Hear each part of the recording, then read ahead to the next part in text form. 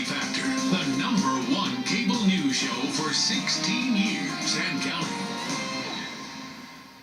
Thanks for staying with us. I'm Brett Baer in for Bill O'Reilly, and in the Unresolved Problems segment tonight, Hillary Clinton and what, if anything, she remembers about her private email server. In August, a federal judge ordered Mrs. Clinton to submit written answers under oath about the private server she used while Secretary of State. On Thursday, her lawyers filed those answers, which Clinton signed under, quote, penalty of perjury, unquote. Joining now is Tom Fenton, the president of Judicial Watch, a group that filed the lawsuit to get Clinton's answers. Tom is also the author of the book Clean House. So, Tom, what's the headline? Well, her remarkable lapses of memory. We only gave her 25 questions that were relatively simple and straightforward.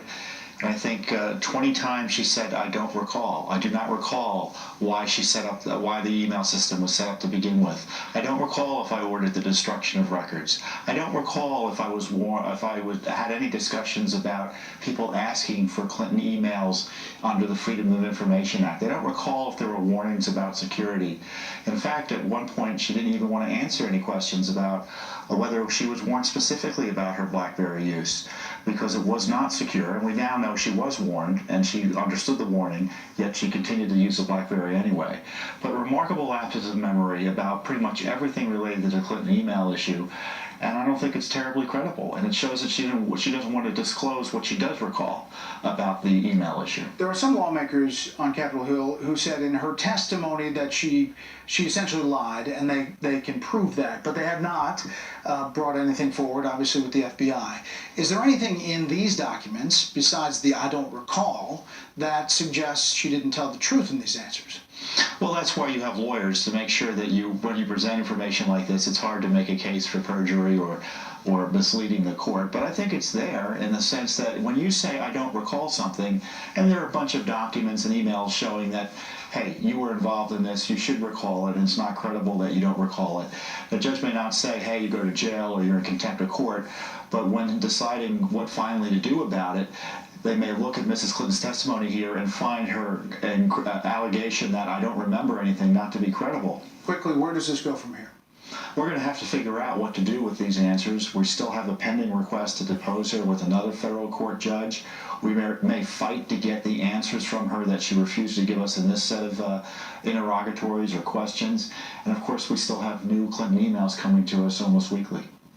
Well, you've been shaking the tree better than people on Capitol Hill and getting things out. Tom Fenton, thank you. Joining us now to respond, Julian Epstein, a Democratic strategist. Julian, your thoughts? Well, I think your most important question was, where does this go from here? The Judicial Watch organization has been pursuing the Clinton for 25 years, and they pretty much turned up nothing during the course of that 25 years. James Comey, who was the Republican head of the FBI, said there was essentially no legal case whatsoever here in terms of at least a criminal case. And if any law students are watching, I mean, they should look at these interrogatories. These are probably the most inartful interrogatories that have ever seen, ever been written. And they ask things like, do you remember conversations that were occurring 3 levels down from you, Secretary Clinton, about possible conflicts with the federal record-keeping laws, or possible dangers, endangerment in terms of cybersecurity and hacking? And her answers were, no, to the best of my recollection, I don't remember these conversations. She wouldn't normally remember them. She wouldn't normally be participating in any of those conversations. You know, we're looking at some of these WikiLeaks emails and some of the conversations after a subpoena has been issued by Trey Gowdy to protect these emails, to protect the server. And they are communicating with staff to say, what should we hand over, what shouldn't we hand over, and is the server really under this subpoena? I mean, doesn't that raise some questions? That's an entirely different question from the subject you're talking about with Tom, which is the inartful questions that were asked and the responses from our attorneys. In terms of but they asked, did you order the destruction?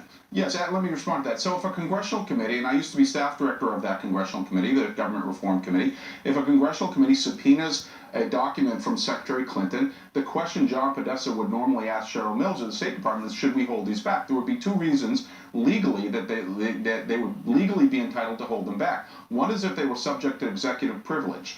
And a conversation between Secretary Clinton and President Obama would, by its very definition, be subject to executive privilege, not something that would normally be turned over to Congressional committee. Or if they were personal emails that had nothing to do with her official business, then they would not also be subject to the subpoena. So there are many legitimate reasons that fall outside the subpoena. We know that work emails were released. Were erased in that server. We know that. The FBI told us that. And the fact that she couldn't remember whether she ordered the destruction of that server or not is kind of interesting. I think what she said in the response, if you read it closely, was, and this is real clear contextually, is that her attorneys and her legal team went through and made their best determination as to what were official records and therefore needed to be maintained under federal record-keeping laws and what were personal. And the ones that her legal team determined to be personal were the ones that were not preserved. And that's consistent with the law. Comey had access to the emails you're referring to, and he still came up with the same conclusion, that there was no violation of law here. Yeah, but he also said there were work emails and there were classified emails on that server. Julian, thank you very much. He did, but not such.